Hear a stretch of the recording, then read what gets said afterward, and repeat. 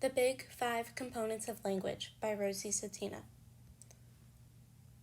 The Big Five Components of Language help us in many ways. They help us to break down and explain how and why words work. They help us to understand the meaning of words as well. Looking at the Big Five Components of Language can help us with word meaning, usage, and comprehension. The Big Five Components of Language include syntax, morphology, phonology, semantics, and pragmatics. In order to understand the way we read, we have to understand the way we interpret language. Language can be organized into three categories: form, content, and use. Form is the connection between sounds and symbols. Content is the meaning, and use is the way in which we use the words.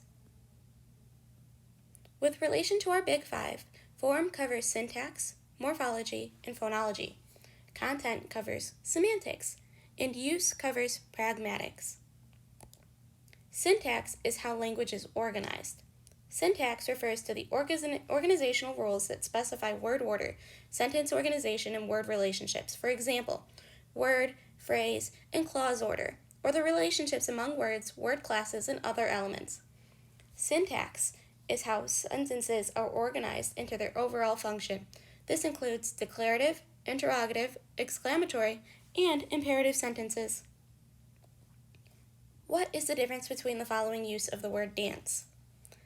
The dance was attended by nearly all the students, and the children will dance to earn money for charity. In the first sentence, the word dance is used as a noun. The dance is a place or event. In the second sentence, the word dance is used as a verb. It is an action. We just covered syntax, and now we will look at morphology. Morphology. Morphology is an aspect of language concerned with the rules governing change in meaning at the intra-word level. In other words, morphology is the internal organization of words. A single morpheme is the smallest grammatical unit of a language and is indivisible without violating the meaning or producing meaningless units. Let's break this down. Looking at the chart pictured to the right, what would happen if we added the suffix ly to quick?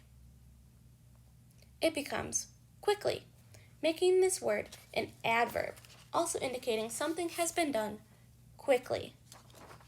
What happens if we add the inflectional s to the word boy? It becomes boys, meaning there is more than one boy.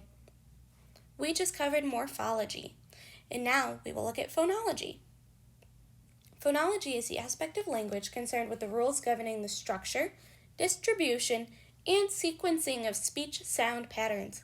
Basically, a phoneme is the smallest linguistic unit of sound that can signal a difference in meaning. We write using graphemes. Looking at the chart pictured on the right, let's break down the word spoon.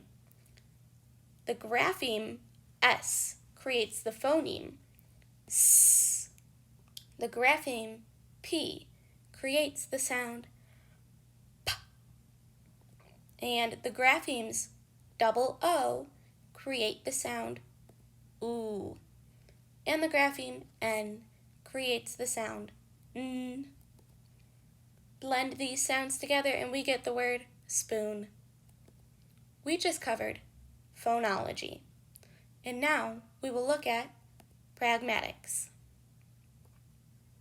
Pragmatics is the aspect of language concerned with language use within a communication context. Pragmatics is concerned with the way language is used to communicate rather than the way language is structured. Pragmatics includes communication intentions and recognized ways of carrying them out, conversational principles or rules, and types of discourse such as narratives and jokes, and their construction. An example of pragmatics would be when we use English, it is considered rude to stare at someone when communicating. We just covered pragmatics. Let's take a look at our last of the Big Five, semantics. Semantics is the aspect of language concerned with rules governing the meaning or content of words or grammatical units. Semantics deals with word knowledge. Word knowledge is an individual's autobiographical and experiential understanding and memory of particular events. Word knowledge contains word and symbol definitions and is primarily verbal. What do you think of when I say the word move? Do you think of a change in place, a push, to pull or carry, or to stir emotion? These are all semantics. Language is divided into many parts. The more we work to understand the parts of a language, the better we can understand how, why, and when it works. Today we learned syntax is how language is organized grammatically. Morphology is the parts of a word broken down. Phonology is the sound parts of a word broken down. Pragmatics is the social context in which we use our words, and semantics is the meaning of our words.